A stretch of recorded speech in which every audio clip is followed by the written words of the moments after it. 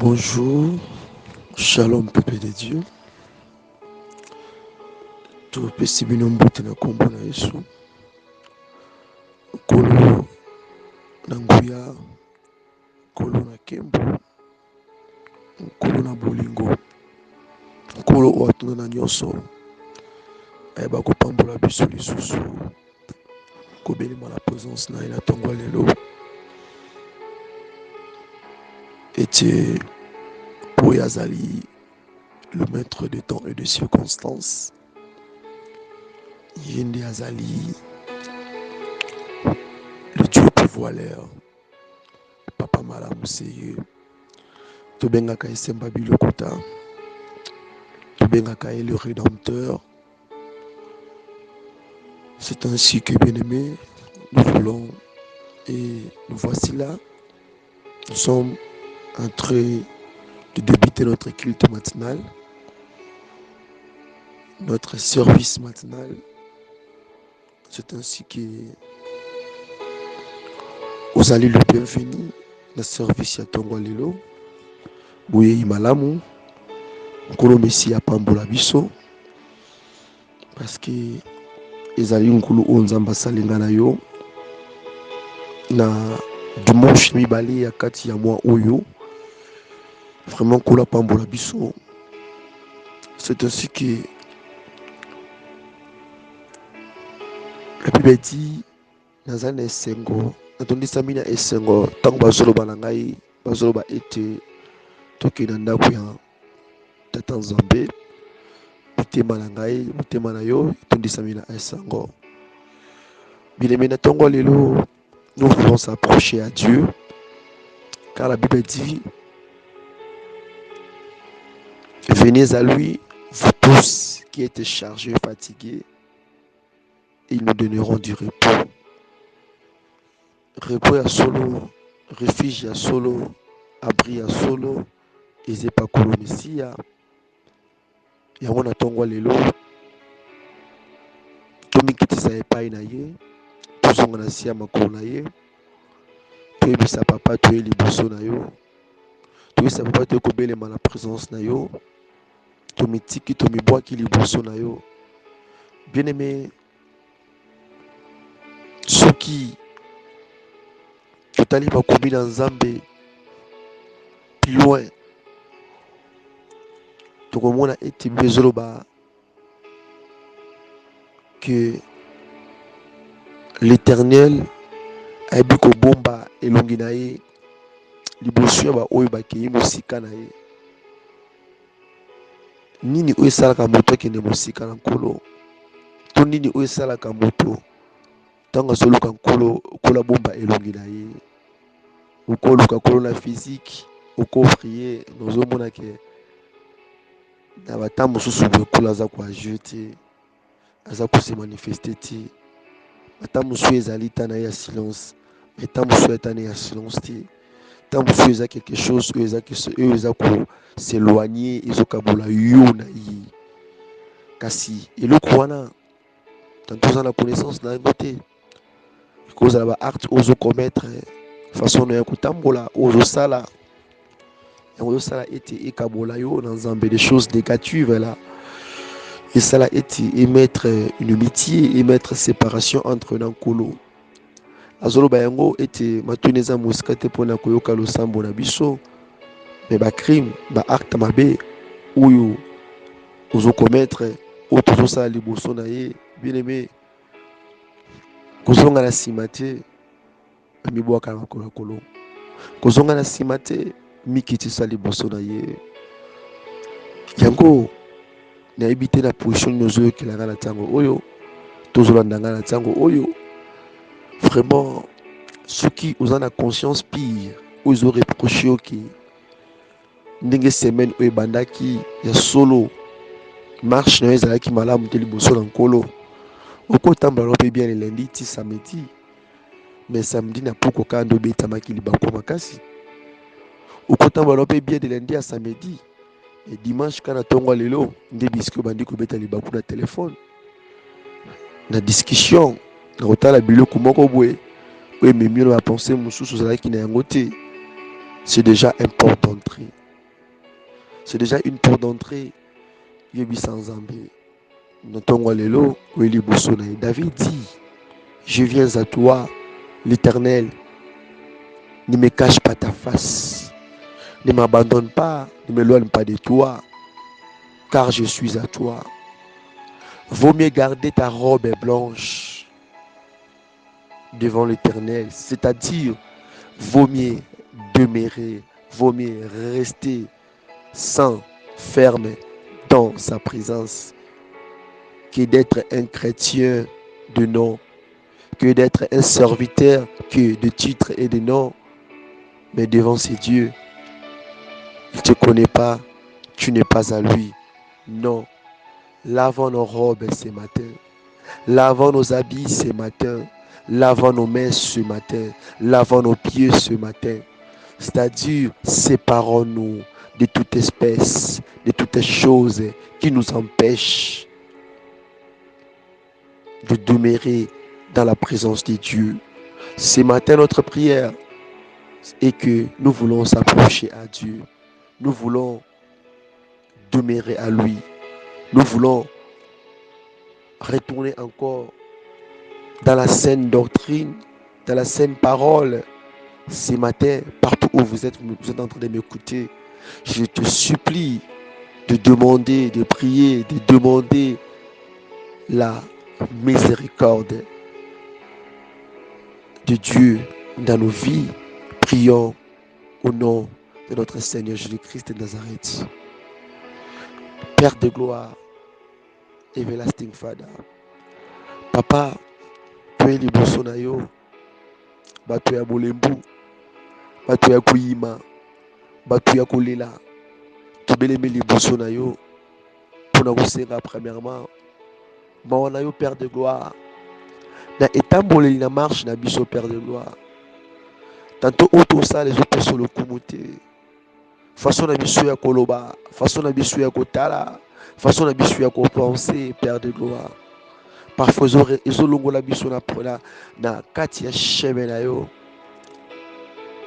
La Bible me dit que je dois être parfait comme toi. Yahweh tala été nzela auto kotambola, il y a des intempéries, il y a des choses parfois na miso ki bobuto comprendre yango te, mais qui nous empêche souvent d'écouter ta voix, d'obéir à ta parole, d'être pieux devant toi. Mais Seigneur, ce n'est pas ces choses-là qui peuvent nous empêcher de demeurer en toi. Seigneur, voici nos consciences nous reprochent de quelque chose.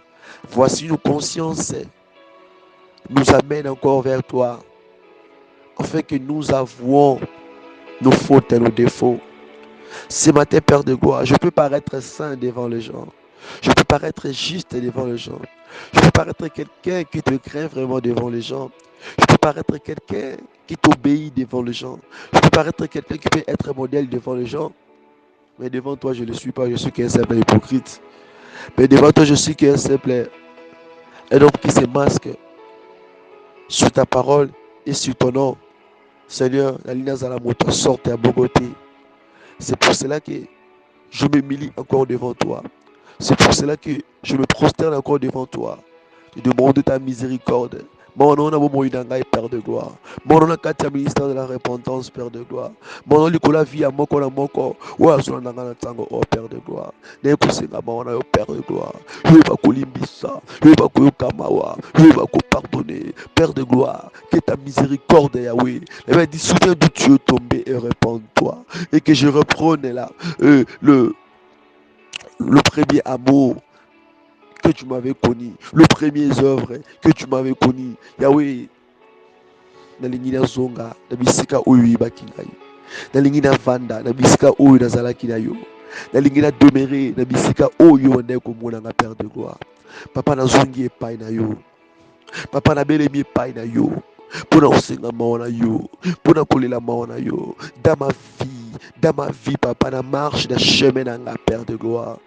naye kosenga na yo kamawa, naye kosenga na yo olimbisa, naye kosenga na yo opardonner, naye kolela mawa na yo Seigneur Jésus, naye kolela mawa na yo papa.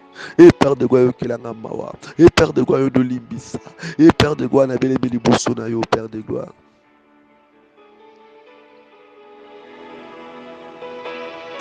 Bien-aimé, parle à Dieu. Senga mawa na Nzambe. Ask the mercy of God this morning in your life, in your family, in your ministry. Ask. Pray in the name of Jesus. Hey Yahweh, naosenga mawa na yo. Naolela mawa na tongo lelo. Yahweh yondo limbisa. Yondo pardonner. Mano likola bomoi na biso. Mano likola ndako o. Mano likola plateau o. Mano likola kati studio. Mano likola bomoi na biso. Père de gloire. Mawa na yo na tongo lelo Rabbi. Tosengi mawa na yo. Toleli mawa na yo. Père de gloire. Etamboli na biso na bandeli ya moi oyo. Kino moko lelo le 9. Peut-être tout longue na chemin na yo. Peut-être tout tikio déjà musika. Toi comme loin de toi. Mais en parlant, en priant, en chantant, en prêchant ta parole, nous pensons que nous sommes en toi déjà. Nous sommes avec toi. Peut-être dans tika bishokala. Mais puis Yahweh, tout fungi liboso na yo. Comme que nos consciences, ils sont conscients na auto sali, na auto sala.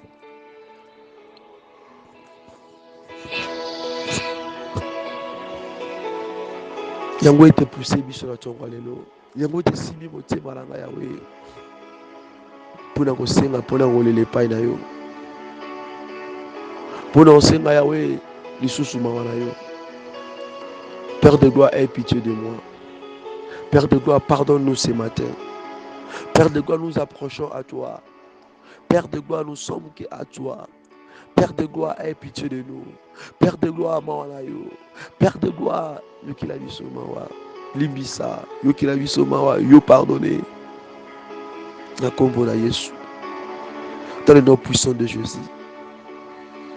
Père de gloire, ma combien je va être. Seigneur, mais voici, je suis né dans le péché. Ma mère m'a conçu dans l'iniquité. Ô Père de gloire, n'habitez les okabolanga na yo. Tantôt dans la conscience, tantôt dans la connaissance na yango te. Tantôt pe dans la connaissance na yango. Nanyo somi balé wana Père de gloire. Alors on est la marana yo Père de gloire. Le moment il a la marche na ngai. Donc c'est nga marana na tongo lelo. Mon likola ministère au pisi ngai. Mon likola mo ina ngai Père de gloire.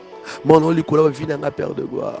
Mon likola etamboli na ngai. Mon likola marche na ngai. Père de gloire, aie pitié de moi. Père de gloire, pardonne-moi. Père de gloire, je suis à toi. Père de gloire, la bitiki est pas là yo. Père de gloire, les limons là yo. Père de gloire, yo limbisa. Yonde o pardonner. Yo kamawa. Yo kamawa. Yo kamawa. Yo kamawa. Yo kamawa. Na kombo na Yesu. Bien-aimé, au même moment que tu es en train de prier, nalingi tona kosenga lisusu tokende ko invoquer le sang de Jésus. Le sang de Jésus, le sang où il avait versé dans la montagne de crâne. Soyebi sanzan makila etangaki na ngomba ya crâne. Makila wana ya ko sokola ya ko petola nos chemins, nos maisons, nos projets, nos enfants, ainsi que même nos ministères, même nos corps, nos mains, nos pieds, nos bouches. Là où tu mets tes pieds, là où tu travailles, senga makila na Yesu banda kolongola. Toute sémence. Et le nyonso oyo isa kosala ete ekoma barrière ekoma lokola singa moko oyo ezokanga yo po ete okota na profondeur te na présence ya kolo Senga makila na Yesu banda ko effacer. Le sang de Jésus effaçaka. Et brisaka même condamnation nyonso diabolique. Et quoi il sera même ba piège nyonso munguna kotela yo. Yango senga makila na Yesu banda ko effacer. Et banda ko bomba yo pe. Et banda ko zala lokola bouclier na yo pe. This moment, my beloved, my sister, my brothers,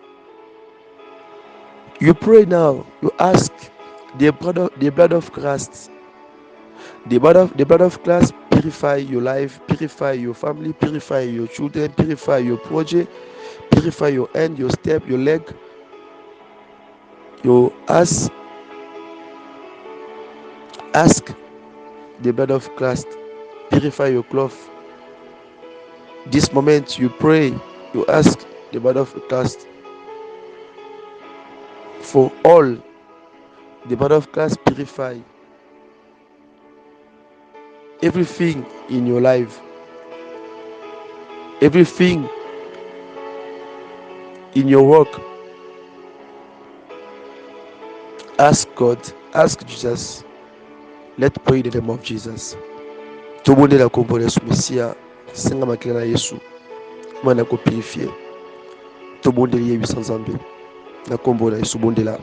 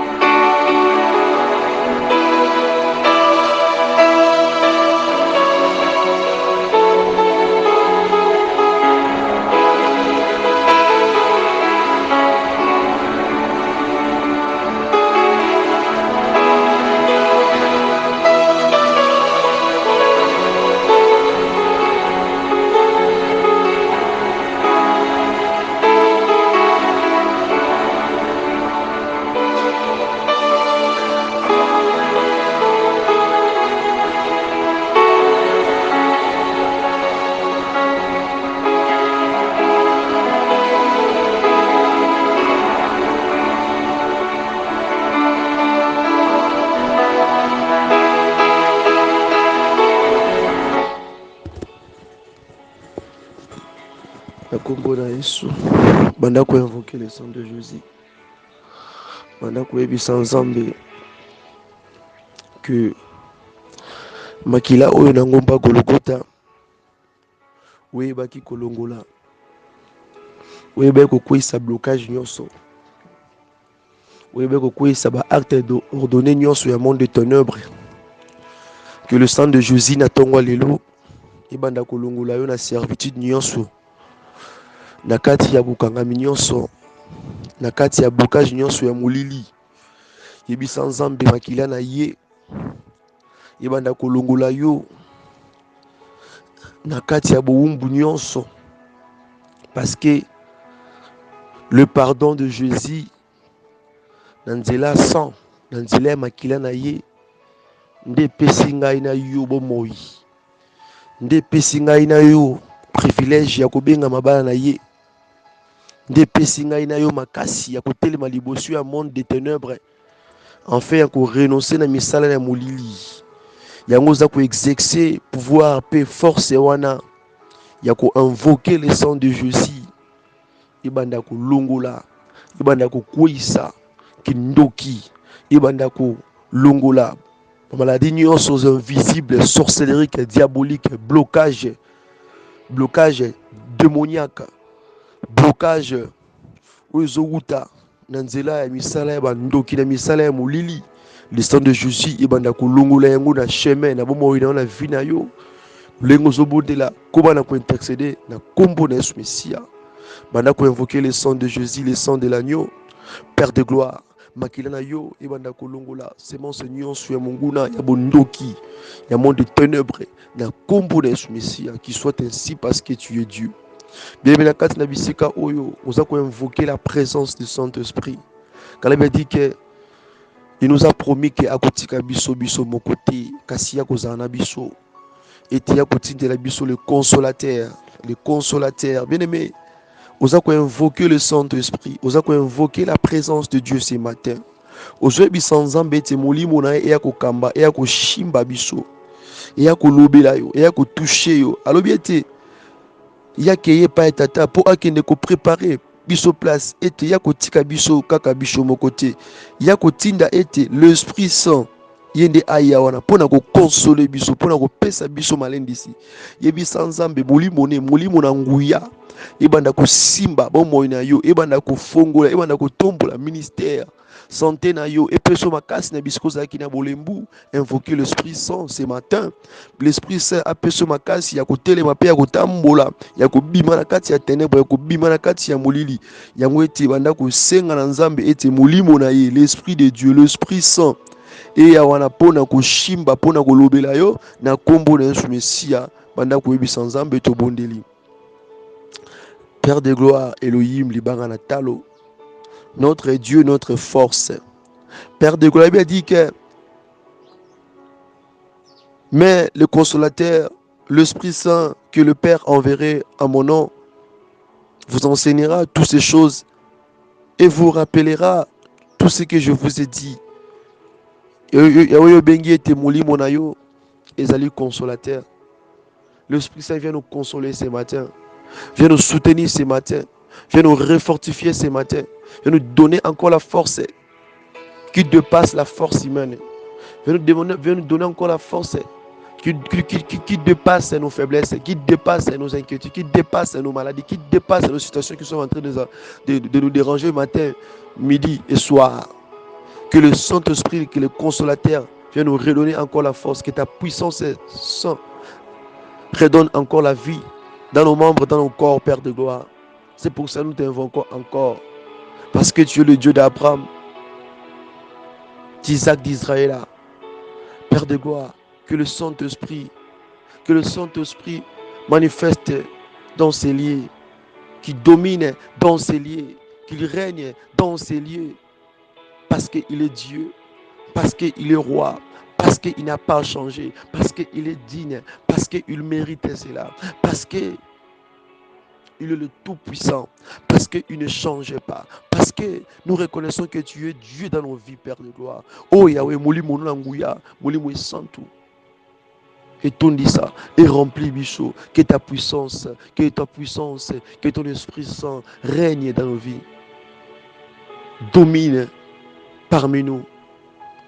Nakombo na Yesu Messia, parce que tu es Dieu, parce que tu es le roi des rois, parce que tu n'as pas changé, parce que tu es digne, parce que tu es Sabaoth, parce que tu es le réparateur de brèches. Yahweh, nous voici devant toi. Kosenga lisusu Yahweh, molimo na yonde et kamba biso, molimo na yonde et diriger biso, molimo na yonde et zalisa makati na biso, car sans toi, nous allons rien faire. Père de gloire, soutiens-nous, donne-nous la force, console chacun de nous ce matin, sois avec nous ce matin. Papa, nous t'invoquons devant nos difficultés, devant nos paresses, devant nos faiblesses, devant Bolembuna Biso Yahweh, Tosengi Molimo na yo. La puissance de Dieu, ta présence, Seigneur Jésus, domine dans nos vies, domine dans nos maisons, domine là où nous foulons, là où nous sommes en train de fouler nos plantes de nos pieds, Père de gloire. Molimo na onde est dominé, Yangonde ezala contrôle, Yangonde ezala au contrôle, Yangonde ezali sama, katikati na biso, na kombo na Yesu Messia, dans le nom puissant de Jésus, dans le nom puissant de Jésus, dans le nom puissant de Jésus, Yango to singete molimo na yo, to singete molimo na. Bien-aimé, demande, benga, senga, ask the Holy Spirit in your family, in your life, in your project, in your house. Ask the Holy Spirit. Na tango o bien-aimé ozobondela kaka, kandi ozobondela bongo. Senga na Nzambe, l'Esprit Saint, apeso makasi, a fortifié yo, a tondisa yo, a mema yo na niveau mosusu, a changé niveau, a longola ona kati ya libulu oza ko se retrouver. Na kati ya libulu ya kolela, na kati ya libulu ya pasi wana, na kati ya libulu o ezali ete na ba epini wana. Le Saint-Esprit a mema yo, a changé yo niveau, a longola yo na niveau wana, a memo na bisika oyo na niveau oyo yo kozala na paix, na niveau oyo kozala na kimia, na niveau oyo yo kobikela loboko na Nzambe. Senga molimo santo. Na yebi ete ndiba komi ezoloba ete na sia mokili oyo eza na esprit moko te leki esprit ya nkolo Mesia ezali te. Yebisa ete Yesu akota kati na yo, Yesu asiéger kati na yo, Yesu dominer kati na yo, parce que l'Esprit Saint nde yango wana esprit ya Yesu. Yebisa Jésus kota na bomoi na nga, zala na vie na nga, tambola na nga, zala na nga, simba nga, mema nga, na kombo na Yesu. Bien-aimé bondela na kombo na Yesu. Oh, the Holy Spirit, ewe tosenga molimo na yo.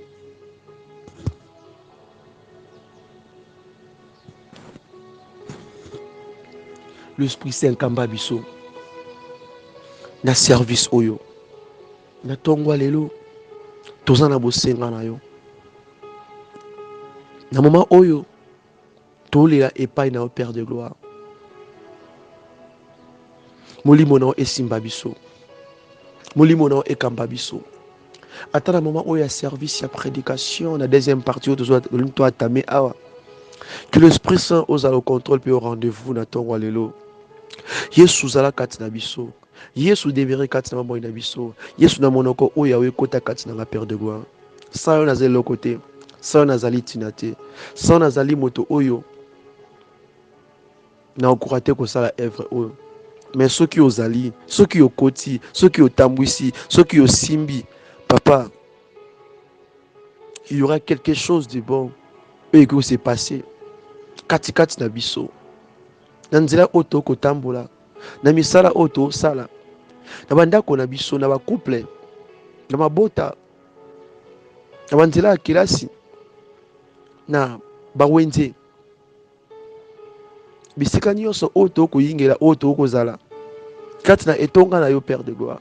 Soki yo Yesu Messie ozali te, papa, koloba ete soki l'Esprit Saint ezali te, papa, esika wana ezaka ya kokufa, esika ezaka molili na molili. Papa, tosengi lisungi na yo, l'Esprit Saint, l'Esprit Saint, l'Esprit Saint, Yahweh, nabeli molimo na yo, na tongwa lelo. Molimo na Nzambe memanga ina likolo. Molimo na Nzambe memanga na likolo mokili mobimba bazali kosenga memanga ina likolo. Molimo na Nzambe memanga na likolo. Molimo na Nzambe memanga ina likolo mokili mobimba bazali kosenga memanga ina likolo. Molimo na Yesu ememanga na likolo. Molimo na Yesu ememanga na likolo mokili mobimba bazali kosela memanga ina likolo. O molimo mo santu yaka, molimo mo santu yaka, molimo mo santu yaka, molimo mo santu yaka, molimo mo santu yaka, molimo mo santu yaka, molimo mo santu yaka, molimo mo santu yaka, tobele liyo yaka, kita yo sala yaka, molimo mo santu yaka, molimo mo santu yaka.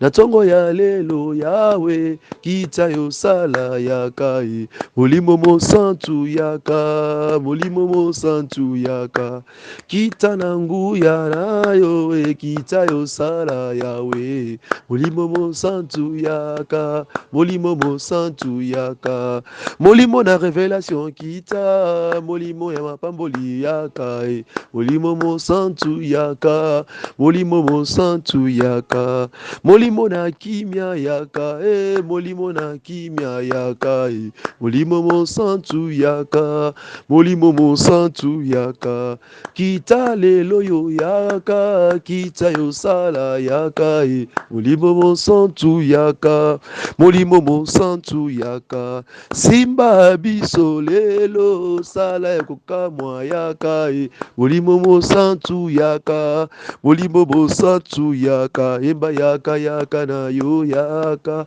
yaka lelo emba yaka na yo, emba yaka lelo kolo yaka na yo yaka lelo yo kolo kita na yo kita na nguya kolo kita yo sala yaka, kita lelo kolo kita na yo simba biso kolo limoni sama, kolo kati na biso kolo to bengi yo, kolo na tongo ya lelo yaka lelo yaka yo sala kita na yo to bengi yo kolo yaka lelo, kolo yaka na yo kolo telema na yo kolo kita lelo kolo yaka na yo yaka lelo yo kolo kita na yo, kolo kita lelo Père de gloire, to pamboli kombono pona tongwa lelo, to kumisi kombono mo santo na Israël, nangolu na grâce au accordé biso, yakobele ma na présence na yo, liboso na yo, na service matinal oyo. Merci pour ta présence, merci pour ta main, merci parce que tu ne changes pas. Merci parce que tu es Dieu. Merci parce que tu es le roi des rois. Merci parce que tu n'as pas changé. Merci le roi des rois. Merci Jéhovah Jireh. Pendant ce moment, toko senga ete okamba tope otambwisa biso ozala katikati na biso toza na posa na yo, toza na posa na yo Père de gloire. Pote otelema osimba bomoi na biso ozala na biso elongo na kombo na Yesu Mesia yango topamboli kombo na yo na temps oyo tolingi na étape tolingi to entamé. Seigneur yo zana biso elongo, yo shimba biso, yo zana biso na kombo na Yesu Mesia. Reçois l'honneur et la gloire parce que tu es Dieu. Yango tokumisi kombo na yo. C'est ainsi que nous bénissons encore ton nom et nous disons gloire et louange à toi Seigneur, Jésus-Christ de Nazareth. Alléluia. Amen, amen. Kolo Messia apambola biso pona tongo alelo. Sans plus tarder, nous allons lire la parole de Dieu. Avant toute chose, dans la 4 livre 1 Samuel chapitre 26, à partir, il y a le verset 9 kaka.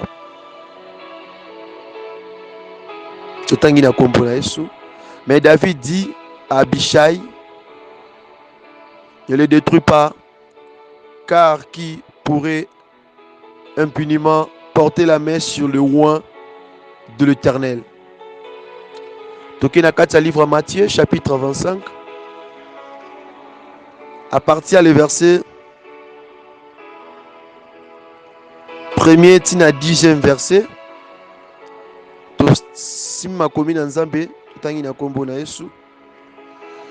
Alors le royaume des cieux sera semblable à 10 vierges qui, ayant pris leurs lampes, alleraient à la rencontre de l'époux. 5 d'entre elles étaient folles et 5 sages. Le folle, en prenant leurs lampes, ne prierait point d'huile avec elles, mais les sages prirent avec leurs lampes de l'huile dans des vases. Comme l'époux tardait, toute s'assoupirait et s'endormirait au milieu de la nuit.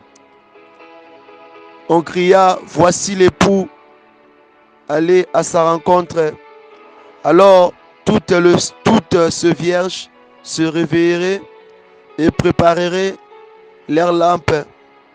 Les folles dirent aux sages, donnez-nous de votre huile car nos lampes s'éteignaient.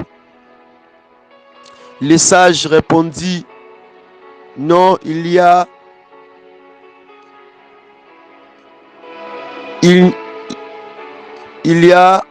aurait pas assez pour nous et pour vous.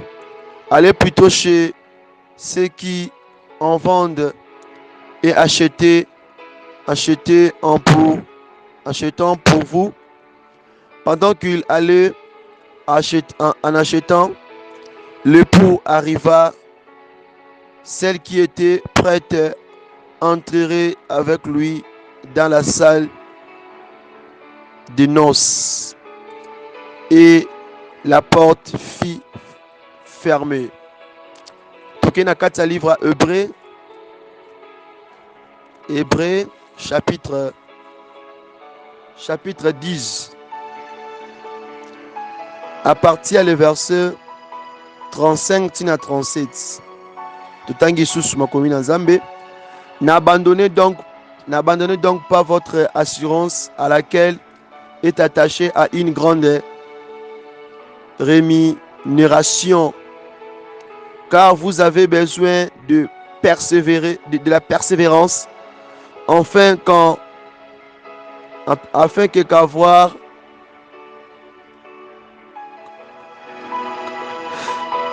qu'après avoir accompli la volonté de Dieu, vous obteniez ce qui vous est promis.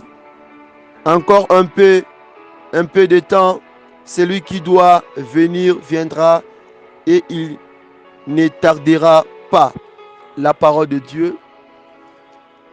L'Éternel Dieu, Dieu d'Abraham, Dieu d'Isaac, Dieu d'Israël et notre Dieu aussi, qui est venu ici-bas pour se donner pour nous. Ce matin, Yahweh, je suis qu'un simple homme qui se tient devant ton peuple. Yahweh, un homme des inquiétudes, un homme qui parfois a de faiblesse. Yahweh, efface-moi aux yeux de ton peuple. Utilise-moi puissamment afin que ce peuple soit béni ce matin. Afin que je donne la nourriture au temps convenable. Sois dans ma bouche. Conduis-moi. Qu'il soit ainsi parce que tu es Dieu. Comme un seul peuple, nous disons Amen. Alléluia. Bien-aimés, que Dieu vous bénisse. C'est votre serviteur Paul Bouaka-Saroki. Au besoin d'attendre Oyo. La carte ministère de la repentance. La paix Sibinombote na Kombo na Yesu. Tous les serviteurs et servantes et peuple de Dieu. Au besoin d'Abisson d'attendre Oyo. La paix Sibinombote ainsi que Dieu vous bénisse. Shalom. Bien-aimés, ce matin, je n'ai pas vraiment un thème à donner, mais j'ai un message à donner seulement. Bien-aimés, le message que Dieu m'a donné, Yaopé Sabino, ils ont vraiment basé mingi na kati ya livre ya Hébreu. Nabi ki nasa un thème Yaopé Sabino, tu bien bomi loki la thème. Na kati ya ona olobela a. Nga nazaka na message Yaopé sa. Hébreu chapitre 10, dans les versets 35 à 37. Bien sûr, Banini, n'abandonnez pas donc votre assurance. L'assurance, il bien sûr, on a souhaité abandonner notre assurance. Et je vais bien sûr, banani, tous les banani. Et je vais prisonnier, toi prisonnière, yankolo messia, baumbu naye, to banaye, to tika assurance wanate, to relâcher yangote, kasi, to demeurer toujours, to simba toujours, assurance wana, ko espérer toujours et pas inaye, enfin que na simana yango, tant que accomplir la volonté de Dieu. Et simba oyo nkolo Messia alaka kibiso. C'est là premièrement de nazo zonga pona kotali so sika awa ete version ya David oyo tobetaka lisolo na ye tanke oyo abeta Goliath, akwisa Goliath juste quand na libanga ya mokie. Alors bien le Seigneur, cet homme-là David, pote ben roi David, il a passé dans des chemins, dans des réalités où il est vraiment difficile aussi na marche naie. Et l'un des parties à vie à David, et ça que Simba Mampé na kati a versé parce qu'il me dit que attacher une grande rémunération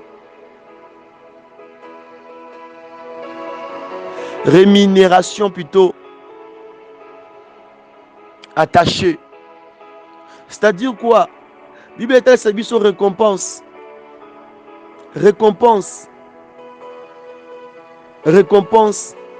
avant que nous commençons on va promettre on va la kibiso. D'abord il faut que dans le verset 35 eza koloba nini to abandonner te to tika te notre assurance. N'abandonnez pas votre assurance à laquelle est attachée à une grande rémunération. N'abandonnez pas. Bien-aimé, David avait la promesse de Dieu. David avait aussi l'étoile de Dieu. David aussi, mais il y avait quelque chose où c'est pas ça qu'il a vu à David. Parfois, alingaki pe a précipité la vie pour akende komitia ye moko roi pour esengaki pasala roi amitia ye moko pe mokonzi pour esengaki azalaka mokonzi mais ye moko amitia sikoyo. Alléluia. Ne précipitez pas. N'abandonnez pas cette assurance-là. Ne relâchez pas. Ba circonstance wana etali sote ke ozo le kanango ozo vivre wana kasi oko quitter kasi o abandonner o tika o relâcher po ozo mona wana na ozamba lobaki na yo na ozamba talisaki yo o lâcher o sala kaka po déjà oza déjà moto wana te. David a ce qui ba opportunité à mabe. Ezay malamu te mabe. Mais ezay malamu na liboso mokili. Oh ok. Azaki na mesi ya komi komisa même roi. Disons car moko liboso oya betara abetara Goliath. Nde mokolo o David akoma roi na Israël. Na kibomoto. Alléluia. Parce que Azaki a la capacité wana. Tout le monde pourrait directement obéir à lui. Parce qu'il y a quoi ici, moto va tourmenter tout Israël, même le roi Saoul. Tout Israël, Ezaki n'a peur. Bande ko banga Goliath. Mais David, avec cette assurance-là, quand il a combattu Goliath, après, il a continué toujours à garder cette assurance-là. Oh, Bible bisabiso, que n'abandonnez pas votre assurance. David, malgré victoire, malgré élévation, malgré succès, il y a une assurance dans la carte marche Alléluia. L'assurance est là. Oye ça ko bombe la yo. Rémunération moko ya monene. Topé la récompense moko monene. Salaire to prix moko a gagné na mon sala oyo sali na marche oyo sali na etamboli oyo zalaki na yango. Il y a toujours un salaire, il y a toujours un prix oyo zalaka chacun de nous na chaque marche, na chaque travail oyo salaka. Nous attendons toujours un salaire, un prix. Yako récolter topé yako buka topé yako zoa. Alléluia. Ndozomona na kata livre 1 Samuel chapitre 26 dans le verset 9. Soso otangi chapitre na mobimba. Okomona ete Abishai Oazaki bras droit, Oazaki tout près de David. Et ayeba qui était nini o David azaki soif na yango. Nini o David andai ko luka. C'était quoi? La royauté, non? Je m'excuse. La royauté. D'être couronné, non? D'être un leader, non? Mais à ne pas oublier, Azaka déjà leader. Parce que c'est Dieu qui lui a sélectionné. Yemo tena miluka menza menda lukai. Ndi yango pakola ke mafuta.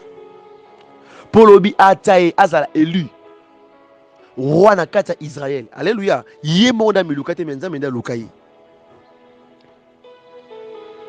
Abishai lobeli na David était Tanzambe a livré ennemi dans maboko na yo. To profito sani to bomaye. Pesa kaka autorisation. To s'emparer na ekambala moko. To sisa kaka na ye wana mbala moko. To pe na butu wana mbama okoma mokonzi. Sika awa to comprendre était besoin était car vous avez besoin de persévérance. Alléluia. Osana bosenga, tozana posa. Ya kozala ferme. Ya ko durer. Ya ko persiter.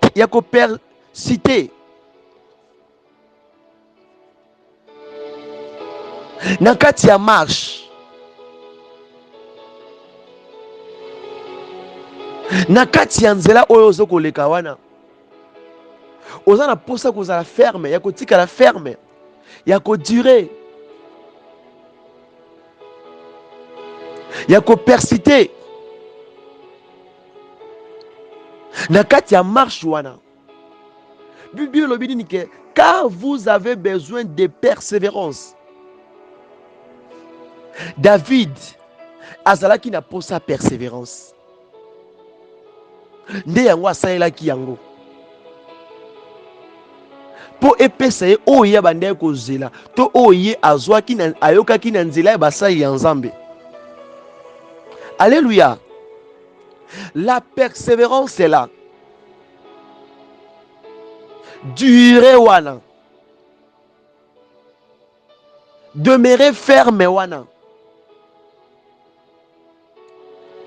Persister wana.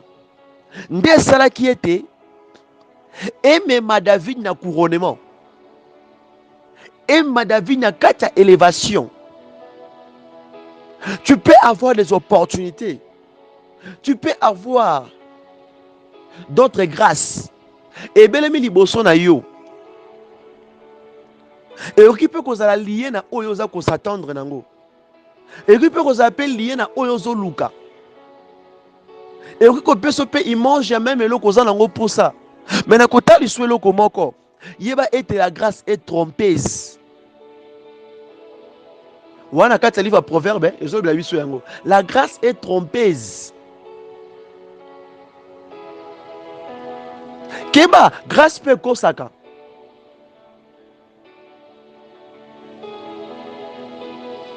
Et roko lenge nini po eloko yo monaki wana eza pe yango zo luka mais nata oyo lingo zwa yango et ata ote sengi ozwa yango zo moti bezo banini ke car vous avez besoin de persévérance.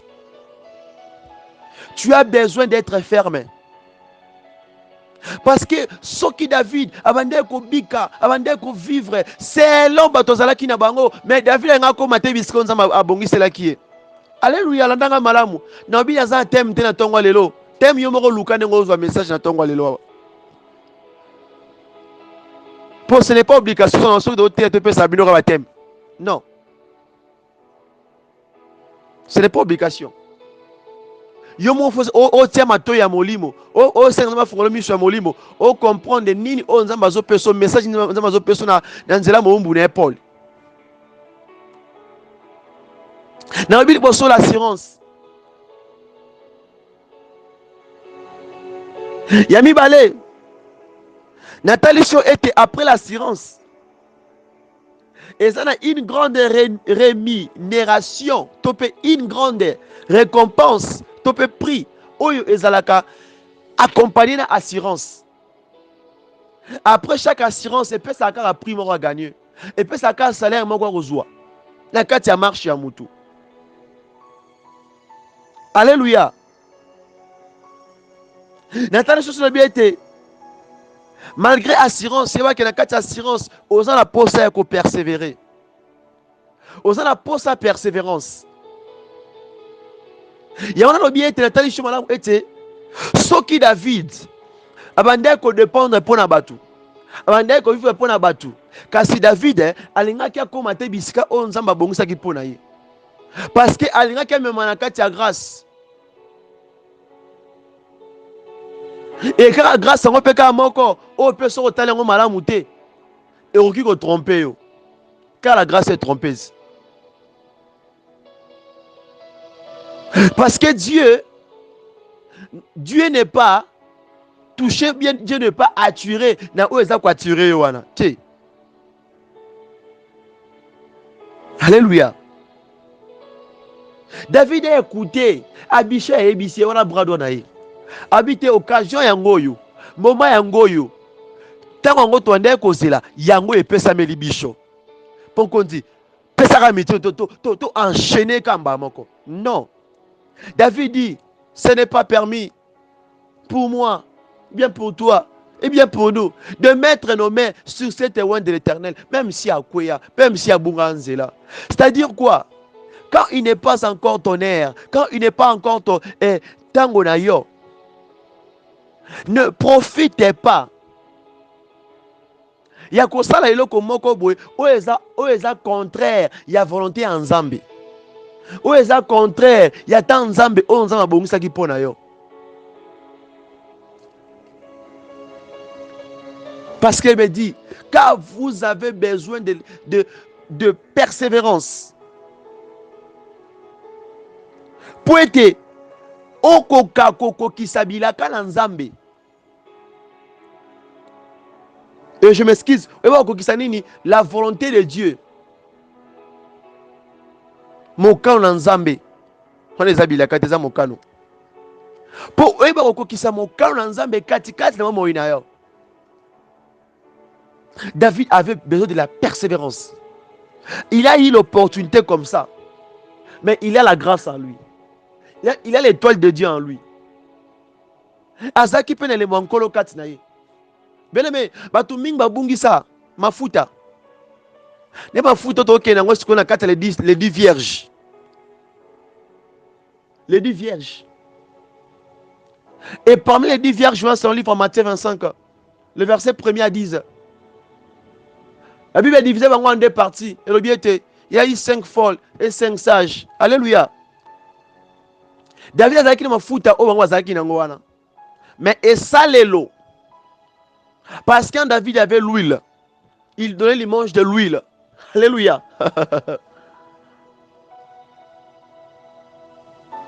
Maintenant, tous les deux groupes de femmes là, les sages et les folles. Et car vous avez besoin de persévérance. Mafuta o bazwaki po batana ba munda na bango, ezaki po na bango te, ezaki ne po na époux. Alléluia. Comprends les versions malam. Lui n'était pas pour elle, lui il était pour l'époux. Pour époux amona bilongi na bango. Alléluia. Alléluia. Kola pambola biso d'abord. Likamunde eza likabwa esaleli. Natani ni pe na moment nini.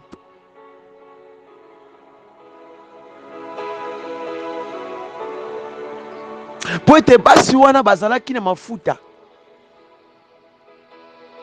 Nalobi ete malamu mafuta wana ezalaki po na bango te mais po na époux. Pour en réalité, bango moko bamiyebi ndenge bazalaka. Bamimona tango nyonso. Mais oyo esengaki aya. Esengaki famo na bango. Alléluia. Ozona nga malamu. Ozo simba bien. Parce que après la persévérance, tango ebi ko accomplir mokano na Nzambe. Yeba ete moto asukaka ete toujours nako mona o Nzambe alakaki ye sikoyo. Oboni verset wana malamu Simba wana kota Hébreux 10 chapitre 10 verset 36. Vous obteniez ce qui vous est promis. Vous comprenez?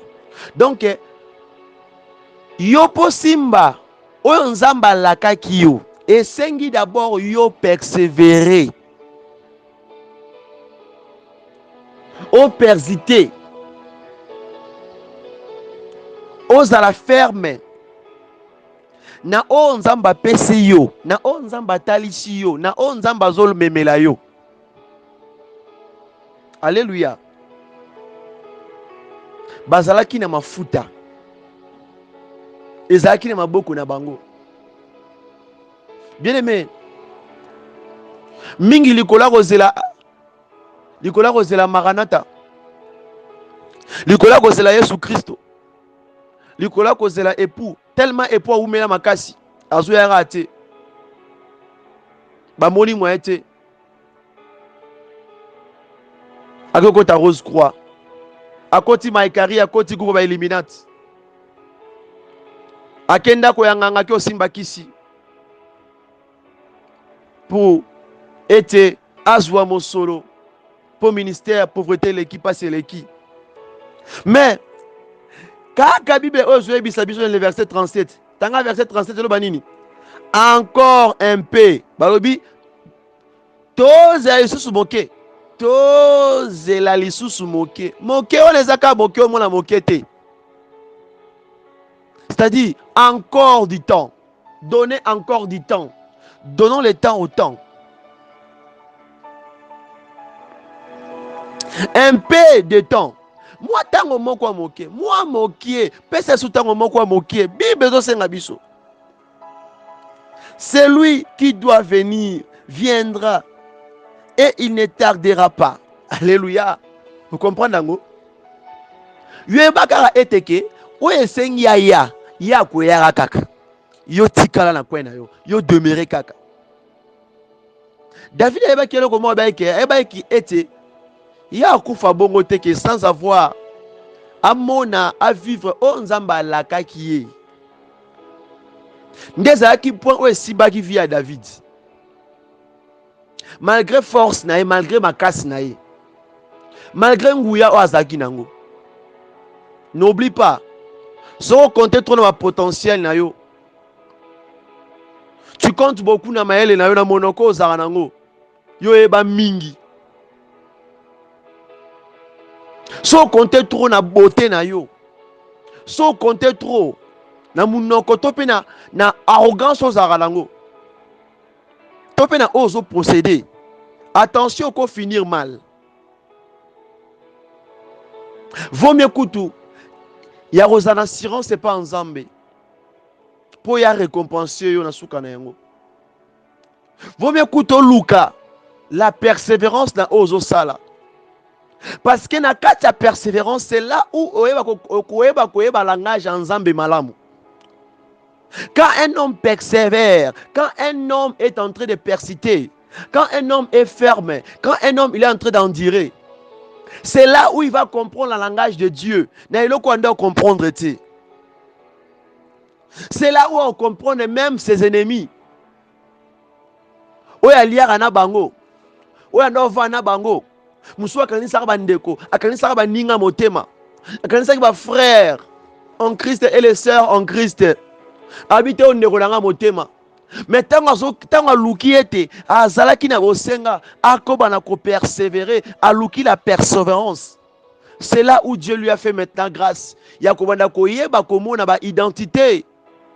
Ya bato moko na moko. Vous comprenez nga? Au Simba. C'est par là. Tu devais comprendre cela. Nous devons comprendre cela. Bien-aimé, la persévérance nous fait grâce. La persévérance et son arabiso toyeba identité yabato oto vivre na bango. La persévérance et son arabiso potoyeba nini onzamba lingi to sala. Tant qu'on comprend le langage ensemble, la persévérance wana.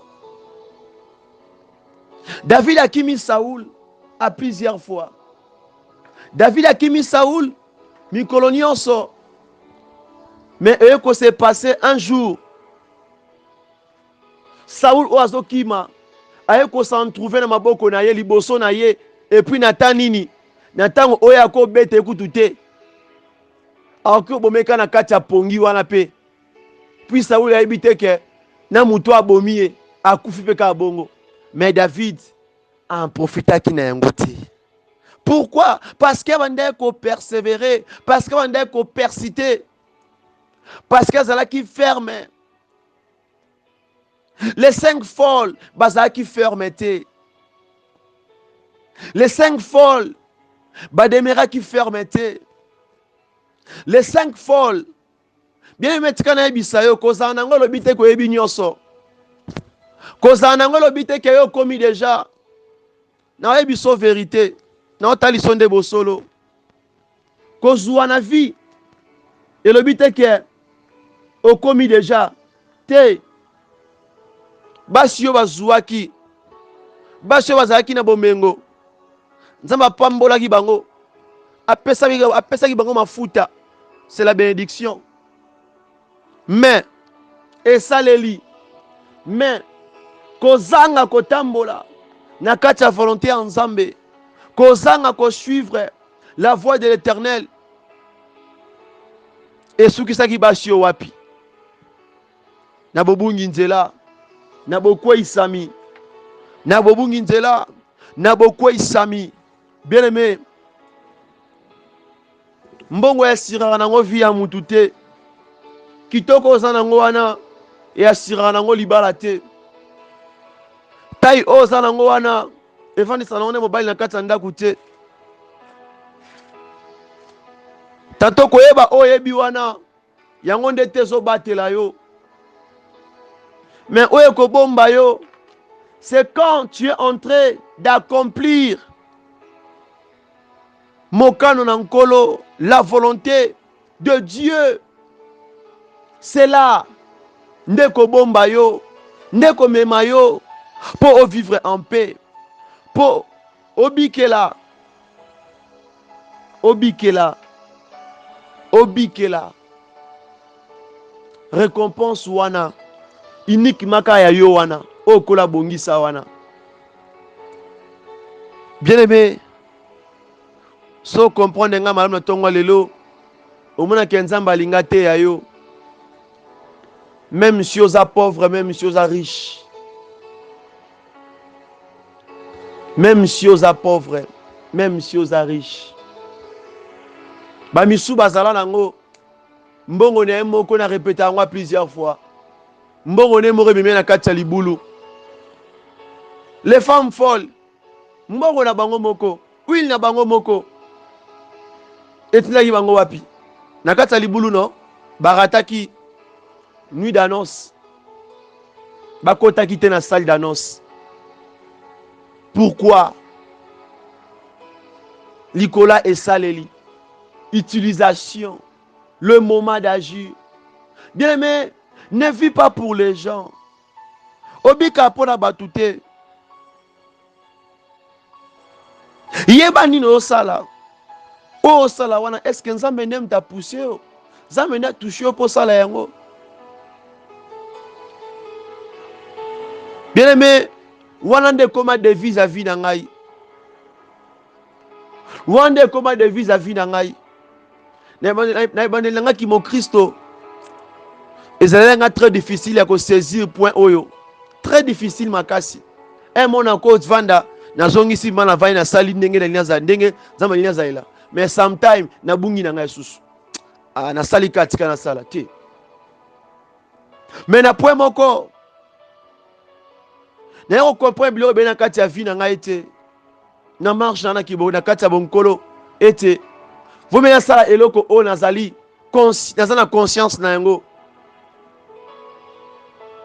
Najoba été, Tino Salaboué, Dieu m'a permis, Dieu est derrière moi. Il y a une réponse en angaï. Peu importe un malheur roya, non bang a te pour nabi que conscience n'a pas reproché ngane lo moko. Mais tant que na salaki, pour ya lobaki ya tindaki, ah, voilà tant ma beko ya. Tant na kolukana que n'est pas oyo, a kanga porte. Na côté ngana balabala, le ngé moi shobasha batengana na balabala. Obale si ayaki akangi porte weba kota et ezalité. Bien mais ce matin Dieu veut te parler na oyo kiwana. Comme dit la parole de Dieu, ceux qui ont les oreilles pour écouter, qu'ils attendent bien la parole de Dieu. Ceux qui ont le cœur pour retenir, pour kosimba koyamba wankolo bayamba yango ndenge sengi ya koyambela. Bien aimé, yo beta calcul, ce qui David a memamaki. C'est pas mauvais d'écouter, mais c'est mal de pratiquer. Quand tu n'as pas la connaissance, quand tu n'es pas touché, quand tu n'as pas la conscience, na ozo sala. Bien aimé, batuming ba kota bandara kisi. Batuming ba bungisi ba toile na bango, po asala ki po wadai ko tinda e. Po ayokaki. Abishai il servait Dieu, non? Mais, pour la marche à David, David azaki na instruction, oh non, tambola, on a vu naï. Lelo bungisi mafuta na mutu na yo. Lelo komi kaka boso sous position na ote. Lelo bungisi même trône, obungisi même couronne on zamataki na mutu na yo. Pourquoi? Biyoka yokeleka kiyo mingi. Oyoki suka nango pratiquer. Tu as oublié. Tu dois persévérer. Tu dois demander la persévérance pour connaître mieux est-ce que c'est Dieu ou bien ce n'est pas Dieu. Yo wana yo tande ngotikali. Otikali na okara otikali no kara epava pamba. Caracas ya pamba, monteur était monteur ekufi. Pourquoi presser le cas kiyo mingi? C'était pas le bon moment. Yo kende ko simba, to yo kende ko zwa couronne zaki na mutu ya Saoul, poti yango na mutu na ya David. Te David bongo te. David était souple et sage, comme les 5 sages. Maman ozoyoka, papa ozoyoka, frère ozoyoka, ma sœur ozoyoka ngana tongwa lelo. Zamba zo bendo matoi. Zamba otalisa yo combien de fois yo bungi nzela. Combien de fois mi kota na kata libulu pozo kende kana kokota. Donc na makanisi ya basi wande bazaki bete ke tindenge ba oke ko somba pétrole, ba oke somba mafuta. Et quand ça peut être na sima bango bala ko pe baraté. Que na pesa batika la ka wana bazila kambala ngo ya kuta bango la position wana. Ba dinta meka bongo.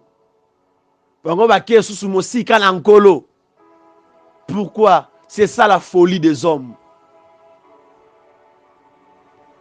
Dieu te parle, nzamba talisi obi ke mafuta neza pona époux.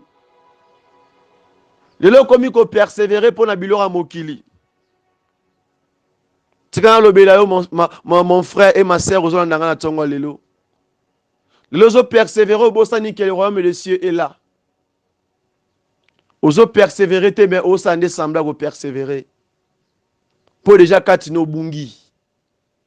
Talelo obisiko koti. T'as un part que au sala, inconscient, consciemment aussi. Pourquoi? Parce que pressé. Ya kolongo la couronne zalaki na mutu ya Saoul. N'attend convenable été. Dieu t'avait promis yenda ko élever yo. Yenda baki ya kopambolo, yenda opesa au ministère amnene. Yo tende oyebaki yango me yenda alobaki na yo. Parce que la grande rémunération vient que de l'Éternel. C'est après avoir parcouru des chemins, c'est après avoir passé des moments que tu as persévéré avec ce Dieu pour accomplir sa volonté. C'est là où on comprend le langage en Zambé. Nzambe biki ozara tetio kamala muté. Bilo muswa rote yango na kataba nzela ozolekana tango ozo persévérer o comprendre que te o ezanzambe o enzambe te. Nzamba zo faire que quartier na batu awa longo na batu mususu mais tu n'arrives pas de comprendre cela posa sentimentaliste. Na émission na thème en plus de tonga lelo. Yo moko tsama to bien comprendre qu'est-ce que Dieu veut te parler. Abina le verset 37 na chapitre 10 à Hébreux alobini que encore un peu de temps, à répéter des fois, encore un peu de temps. Encore un peu de temps, ne biske yo ki rokwea. Ne biske yo ki okotanda kwa mganga. Ne biske yo ki obunga nzela. Ne biske yo ki roteka vina yo. Nicolas, encore un peu de temps. Pourquoi? Pour ma toi na yo. Ezo ka mokili. Puis ezo pratiquer au mokili zoloba. Mais tu oublies qui tu es. Tu oublies que tu es en train d'attendre ton époux. Yo seli mafuta. En oubliant que tu as quelque chose que Dieu t'avait promis. David, azaki na huile kat na ye. Yenda zaki coupe. Tu peux expliquer bien. David azaki coupe. Ce qu'on a quatre coupe à David wana ezaki na huile. Donc so akimi mbangu huile sani. Pesa ansa. Oui coupe non. Zora va faire automela omela sucré va faire ande sa coupe wana. Simon lo boko tango huile. Tango mama futa na kati. Kimba ngo mbangu kombo mbangu. Yebisanga soki huile ne otika la ndenge za kibongo. Yetika la te ndenge yo zali. Olingi trop koyoka mokili. Ke koyoka nzambe. Yango sabe ebele. Dieu te dit reste là na kati caverne. O introduire mutu musutu na kati caverne wana jusqu'à ce que ya ko accomplir o ya lobaki pona yo. Mais yo moni ko kite o bengisi. Tu veux approcher tout le monde. Ba ko kota na kati caverne wana ba ke soki batu ba l'équipe ebele. Libanga ne ko la bilo na kati. Vous allez tous enfoncer. Écrouler na kati ya libulu wana. Bisika msunzamba bombi yo. Alingo sala wana. Sala nyonso bisika nano yetio wana. Alinga salo un sujet de gloire pour na kombo na ye. Mais yo moko lingo misala siko un sujet de gloire. Oui, batu msuba linga go misala. Mais ana o nzamba lobela ye. Na habite so tamona mokili o tuni muntu ke yo ndengo zanzamba ebisoni ke mtaba ke nganza mabanga ki naza mona bilekeli mabe. Il y a personne. Tout le monde te diront que frère Paul, ngaba ebisanga ki na osala muta munene. Ngana osala boye, mais soko osala bongo nzamba ki okozala bongo. Yo tende fomi komisa bongo yo fozela ye. Asala ngona tana ye. Mais tant oyo zela wana, yo faut ko bana ko persévérer, ko zala ferme. Sentiment le kakayo mingi, yo za mutu a sentiment mingi. Trop de sentiments. Et moi j'ai croisé même des hommes hein. Aibi so ko bi ngai na muta sentiment te. Ngai na sa na sentiment te. Otali bien. Obi solo. Mais eko se passé na moi circonstance moi mukebe se passé na misu no moko. Siko otata ngwa ile ko na pe yo moko pekisie. Te osala bongo te asali yango. Après sima nango papa na ebite tala kaka te yeka nanda koloba te Abishai yebisaki nga Abishai. Yo ebi Abishai te azaka proche nanga wana mamuninga nanga Abishai. To liaka na to vandaka na yo posani Abishai papa Paul Abishai vraiment Abishai yebika muninga Abishai. Kasa Abishai memi ona kati ali feloti. Abishai ki okubaki so akiko tiko na kati ya ebala monene. Abishai afore lo porte okota na kati ya fosse au lion. Abishai. Mais aibite ki oya sali wande babenga rango sentiment. Mtu azali sentimentaliste. Tantôt zara monde zara difficile.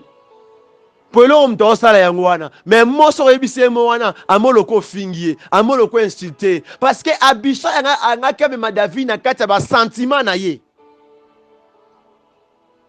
parce que aussi les 5 folles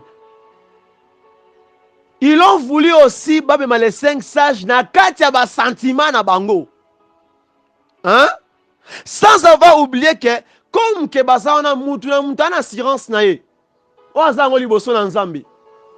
Mutula mutazon luka nzamba pese makasi ya ko persévérer pour être nini accomplir la volonté de Dieu. Pour nzambe amonisa ete oya lakaki pona bomo inaye. Bien aimé. Yokanga malamu. Yango so moi ete lelo oyo na génération na biso oyo. Même 80% des hommes de Dieu, des servants de Dieu, oba bungi banzela. Et dans 80%, on a bon remarqué, il y a au moins 30% au babungi consciemment. Mais il y a 50% au babungi inconsciemment. Pourquoi? Sentiment. Abishai à Lobaki. Les 5 folles à Lobaki. Mais tu oublies, tu dois persévérer. Parce que Ozanango Katinayo, mais si Kawanate, Dieu t'a dit non, ne va pas là. N'ouvre pas ta porte et ne reste pas avec les 5 folles. Écarte-les près de toi. Parce que toi, tu attends que ton époux. Bango va savoir déjà que bakena kati ya kobunga wana. Balingi ba meno pe na kati ya kobunga wana. Soki o kaboli mafuta wana bango, yeba ke ti epu ayaka mafuta ne kosila ténèbre kozala wana epu amona mutu te. Alors selon compréhension na ngai les 5 folles soit fokola qui porte pour côté les 5 et les 5 sages soit fokola qui porte pour côté les 5 folles na katana kona bango wana peut-être bango va perdre grâce na bango. Alléluia. Donc, basala qui est fort, basala écarté dans les 5 folles pour conserver leur lampe, pour suffire kaka ete babunga te na chemin parce que lampe c'est le Saint-Esprit. Lampe c'est le Saint-Esprit, l'huile c'est l'onction. L'onction c'est la dire silaka. Et quand l'onction silaka, moutamon a directement Saint-Esprit a souna été atkali vide. Mais quand tu es fermé, toi tu resteras toujours comme ça. Mouina ne recoufaraté. Jusqu'à ce que époux a koya. Mouina moutou e koufesa mouina moutou a bunginzela. Na ebiso vérité. Parce que mouina ne recoufaraté jusqu'à époux a koya. Titi epu akoyaka onction ne kosilaka te ti epu akoyaka pour le bino te encore un peu de temps. Alléluia. Pourquoi? Parce que l'époux est déjà là. Tu peux nier que l'époux n'est pas là, mais sache bien que la mort est là. Batu ba okufa na tongo na midi na pourquoi air nyonso na ba air na ba seconde batu ba okufa chaque jour par seconde so bo sali calcul na mokili oyo. Combien de gens qui meurent par seconde? Je dis bien par seconde. Dans le monde entier, Mobimba. Le pouls est tout près de toi. L'assurance, la persévérance, la persité, la fermeté. Ezate katinayo. Bikota kote lekio. Tu aimes trop les associations. Les associations. Tu t'associes avec qui? Tu attends qui est pour faire quoi? Les lieux comptent aussi. Et c'est été 5 folles, base à la séparer dans 5 sages pour épouaya. C'est ça la vraie version. Maramsu est commenté, tant que yon komi kota biskonza ma linto bi kota wana. Et commenté, yo mono ke la kata libulu, oke komi kunda yo moko, omi bomape yo moko sans le savoir. Car je connais un verset qui me dit que notre Dieu, il parle tantôt d'une manière, tantôt d'une autre. Oko négligé font la tonga lelo. Mais nzamba lobeli yo. Nzamba talis yo, aben yo mato ya avertir yo. La grâce est trompeuse. La grâce était devant David, non? Facile. Saoul a lali pognon ronflé même. Aho kufa pe liwana kata pongi, ayelo bien David ko mo konzi. Non. David a attendu le bon moment. Les 5 sages et 5 bazalaka na kwena bango, batika la kana kwena bango, bakotisa te lisanga wana ya les 5 folles 4 na bango, mais bango bazala mise en part. Tango sa leloko na vie, au mona ke loko wana, na place batu ba ya, mais batu ba s'écarter na yo, faut comprendre que Dieu veut maintenant t'enseigner. Nzamba pour ça, on comprend le langage naïe. Et maintenant, il faut inviter. Je dis bien que inviter. Yoka, inviter la persévérance. Selon Hébreux 10, 36. Inviter la persévérance maintenant. Parce que tu as besoin de la persévérance. Inviter yango sikoyo. Pourquoi? Oye bandenini. Oko kisamoka na nzambe kati kati na moina yo. Pour nzambe ayebako. Kopesayo la grande rémunération wana.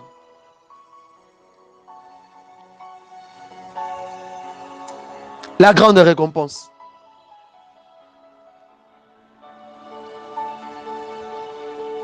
Dieu écarta David. Dieu écarta David. C'était pourquoi? Pour na a préparé, pour apaiser les pamboli. Yo monete, au comme yo mokote, nzamba lingeza la bongo. Dieu aime comme ça. Il fait autre chose na kati ya batu, mais il fait autre chose na bisika oyo bazalité. Majorité ezaka bongo na kati ya Bible. Tala ba élévation mingi, ba succès mingi, ba onction makasi, ba ministère makasi. E banaki mingi wapi? Tantôt mona mutu aki ye moko na koye na famille na ye.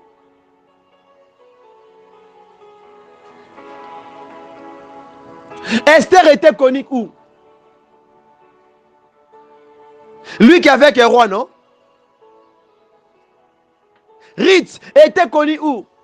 Lui qui avait un Boaz. Alléluia. À qui n'a pas ça invité? Non. Langage ensemble est difficile pour nous comprendre. Surtout pour nos motos, à mon sentiment.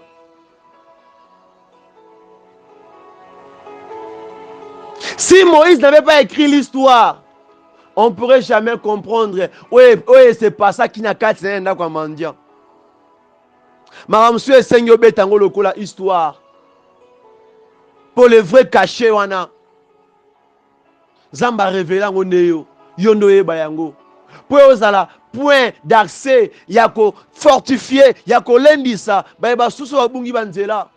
Ba copier ba ke oui, cet homme-ci, cette femme ici, il est un Dieu vivant. Tika te kolo Messia pambola tongo lelo. Pour ces messages. Nous voulons adorer Dieu ce matin. Tout ça prière à combattre, mais tout kumi sans zambe. Na lingé te toye ko la kumi sans zambe, na toutes les circonstances de la vie qui arrivent. Pour selon livre ya Lamentation chapitre 3, le verset 37 à 37. Il m'a dit que c'est lui qui tient la clé.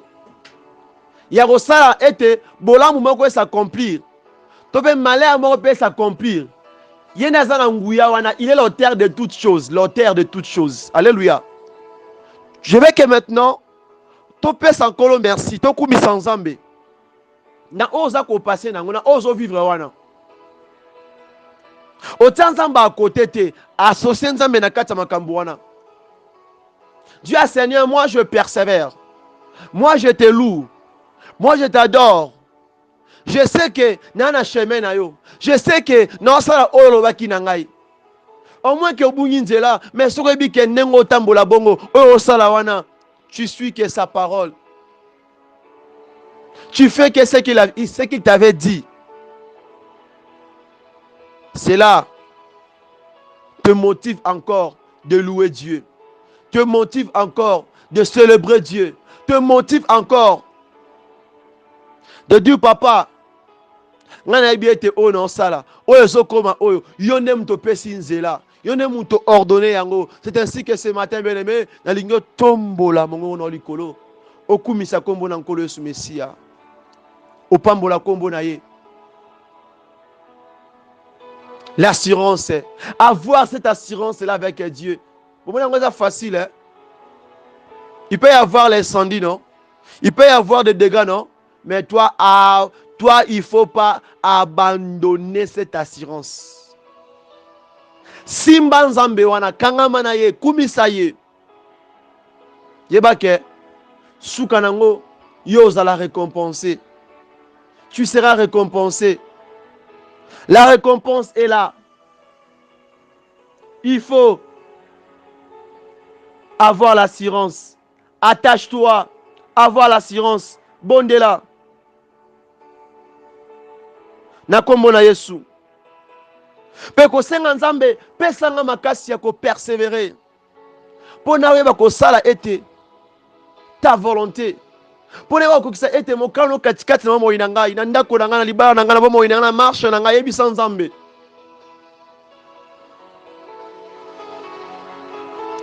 Chacun de nous, il a comment? Il a sa façon de faire ou d'accomplir la volonté de Dieu. Moi, quand j'accomplis la volonté de Dieu, je suis à la droite, je suis à la gauche, je suis à la likolo, je suis à la C. Donc, mais nous tous là, nous sommes en train d'accomplir ce que la volonté de Dieu. Mais nous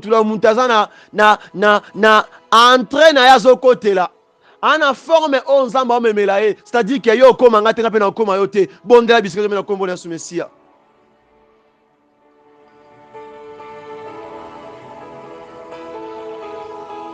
Ce qui nzamba rolingara ete biso nyonso To sala makambo ndenge moko. Sa gloire ne moi na te. Yo linga ataka mo bokeseni wana. Mutu muso amoni ke banda compliqué simba te. Mais suka nango epesi. Bondela ipsa nkolo Messia. Pambola kombo na ye. Dis Seigneur, active-moi. Donne-moi encore la capacité, cette force-là encore, de bien persévérer, de persister, d'être ferme. Na kombo na Yesu. Yawe pesanga makashi. Pour être na pamboli kombo na yo. Na toutes les circonstances, moi je bénis ton nom. Je lève ton nom parce que tu es Dieu, parce que tu n'as pas changé ce matin. Mon Créateur, mon Sauveur, Père de gloire. Nataki, nati assurance dangai. Et pas na yo. Naibi ke yo, oko permettre tes papa.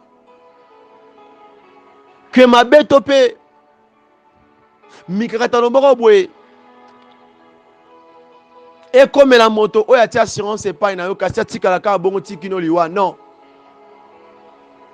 Tu as toujours une grande récompense que tu réserves pour ceux-là qui ont l'assurance en toi. Oh Père de gloire, nazana lika, nazana quoi, nazana assurance ou n'est pas na yo. Nazana bokas ou n'est pas na yo. Tôt ou tard. Lelo topelobi kuna. Je serai récompensé. Mais nazana osenga ete na kokumisa kombo na ona connaître la kombo na yo. Nazo senga ete o pesanga makasi ya ko persévérer Père de gloire. Enfin que na dérouté te, enfin que na bunga nzela te, na sika na yo na kambama na yo, na kombo na Yesu Messia. Je comprends maintenant pourquoi tu as appelé David l'homme selon ton cœur. Parce que c'est un homme qui a toujours voulu de rester na makolo na yo Père de gloire. Na kombo na Yesu Messia. Qu'il soit ainsi parce que tu es Dieu. Parce que tu n'as pas changé. Yo sali yango na pamboli kombo na yo. Tokumisi kombo na dimanche alelo. Merci au mandaki na biso, merci au kambi biso, merci pour na bolamu na yo. Merci pour ta main puissante, merci parce que tu es Dieu. Merci pour la moko alelo Père de gloire. Tozala yo, tosala ete o lingi tosala. Yawe na kombo na Yesu Messia, kombo ne kumisama. Bien-aimé façon bondeli malamu. Kolo Messia pambola yo mona yo. Alors sambo o sali. Que Dieu t'ouvre encore les yeux. Afongolo pe matoya molimo. Oyeba koyoka. Oyeba komona. Oyeba ko comprendre. Oyeba ko sala oya lingi yo sala. Pour te accomplir sa volonté. Na kombo na Yesu Messia. Que sa main, que sa puissance, c'est ainsi que Nzambe na nguya, Nzambe na likolo, Papa wana malamu apambola biso, amona yo abomba yo, azala kati na biso, ainsi que journal elo, semaine autorobanda, Nzambe akamwisa yo, asalo bolamu, afonga des portes où ezaki okanga manakati wa moina yo. De portes de bénédiction, de santé, de réussite. Que Dieu ouvre cela. Que Dieu t'assiste. Que Dieu pourvoie pour toi. Que Dieu manifeste pour toi. Que oko isa matena mo mekami. Oko isa matena mo tambo ya diable. Kolo Messia mo babatela yo. Na kombo na Yesu Messia qui soit ainsi parce qu'il est Dieu. Yango comme un seul peuple est réuni par son nom. Tolobi susu. Gloire et louange à toi Seigneur Yoshua Mashiach. Alléluia. Amen, amen. Que Dieu vous bénisse. Bonne journée à tous. Mosala malamu, mokolo kitoko. Le bonheur et la grâce est en bon moko na moko. Amen.